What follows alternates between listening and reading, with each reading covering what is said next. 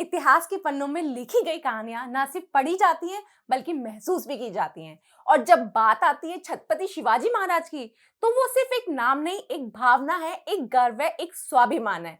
लेकिन सवाल यह है, क्या फिल्म राजा शिवाजी उस भावना को बड़े पर्दे पर सही तरीके से उतार पाई है, या फिर ये भी बस एक मिस अपॉर्चुनिटी बन के रह गई है। मैं अभी अभी राजा शिवाजी देख के आई हूँ और ऑनेस्टली इस फिल्म को देखते वक्त एक चीज साफ साफ समझ में आती है कि अगर कहानी मजबूत हो तो फिल्म अपने आप ही खड़ी हो जाती है, बस उसको दिखाने का तरीका आना चाहिए। और फिर यहाँ तो कहानी इतिहास के सबसे पावरफुल चैप्टर में से एक है, राजा शिवाजी महाराज की। और इस मूवी में रितेश देशमुख एज ए छत्रपति शिवाजी महाराज है। देखो, उनकी एक्टिंग पर तो कोई सवाल नहीं है, वो एक शानदार एक्टर है। उन्होंने कई बार खुद को प्रूफ भी किया है, लेकिन इस रोल में उनको एक्सेप्ट करना थोड़ा मुश्किल हो जाता है, क्योंकि हमने जिस शिवाजी महाराज को इमेजिन किया है, उनका जो तेज, उनका ऑरा और जो लीडरशिप है, वो स्क्रीन पर फील ही नहीं होती। ऐसा नहीं है कि रितेश ने कोशिश नहीं की, लेकिन शायद उनकी कास्टिंग कहीं कहीं मिसमैच लगती है। फिल्म की शुरुआत होती है उस दौर से जब आदिलशाही, मुगलशाही और निजामशाही का राज था और भोसले परिवार उन्हीं के अधीन काम करता था। लेकिन वहीं से शुरू होती है एक चिंगारी स्वराज की। फिल्म धीरे धीरे उस सफर तक लेकर जाती है जहां एक आम बालक शिवा बनता है, फिर वहीं से शिवा आगे चल के बनता है छत्रपति शिवाजी महाराज। उसका विद्रोह, उसका विजन और सबसे बड़ी बात उसका कॉन्फिडेंस, और ये सब फिल्म में दिखाने की कोशिश की गई है। और क्लाइमैक्स में अफजल खान का वध, जो इस कहानी का सबसे आइकॉनिक मोमेंट है, उसे भी फिल्म में शामिल किया गया है। लेकिन सच यह है कि ये सारी चीजें हमें पहले से पता है, हमने ये कहानी किताबों में पढ़ी है, सीरियल्स में देखी है और कई बार सुन भी चुके हैं। तो अब सवाल ये उठता है कि हम फिल्म देखने क्यों जाएं?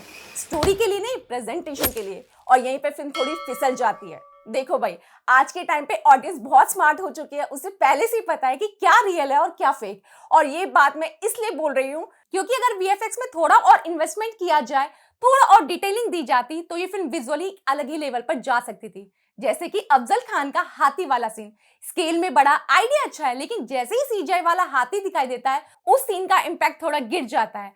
आपको वो खौफ महसूस ही नहीं होगा जो एक्चुअली में होना चाहिए था। और यही प्रॉब्लम शिवाजी महाराज की एंट्री में भी दिखती है। एंट्री पावरफुल होनी चाहिए थी, ऐसे कि जैसे थिएटर में सीटियां ही बज जाएं, लेकिन ओवर वीएफएक्स और आर्टिफिशियल सेटअप की वजह से वो सीन उतना इम्पैक्ट नहीं छोड़ पाता।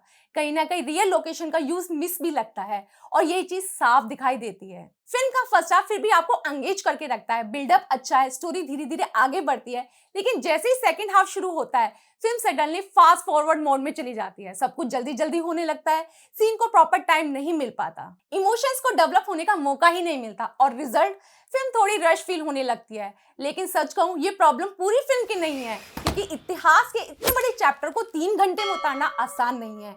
इतनी बड़ी लेगेसी, इतने सारे बैटल, इतने सारे मोमेंट, उन्हें कंप्रेस करना ही पड़ेगा। बाकी अगर हम कास्ट की बात करें तो सबने अपनी परफॉर्मेंस बहुत अच्छे से निभाई है, चाहे वो जेनेलिया हो, विद्या बालन हो या अभिषेक बच्चन।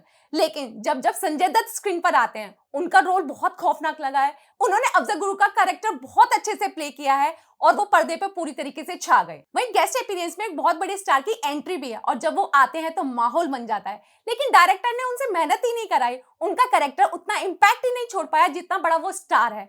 क्या यार, थोड़ी तो मेहनत करानी चाहिए थी। तो दोस्तों, अगर मैं ओवरऑल इस फिल्म को जज करूं एक फिल्म के नजरिए से, तो ये फिल्म अच्छी है, एंटरटेनिंग है, देखने लायक है। लेकिन अगर इसे हिस्ट्री के नजरिए से देखें तो ये फिल्म बहुत कुछ और बेहतर कर सकती थी। शिवाजी महाराज की जो लेगेसी है, उसे और बड़े स्केल पर या ज्यादा पावरफुल तरीके से दिखाया जा सकता था।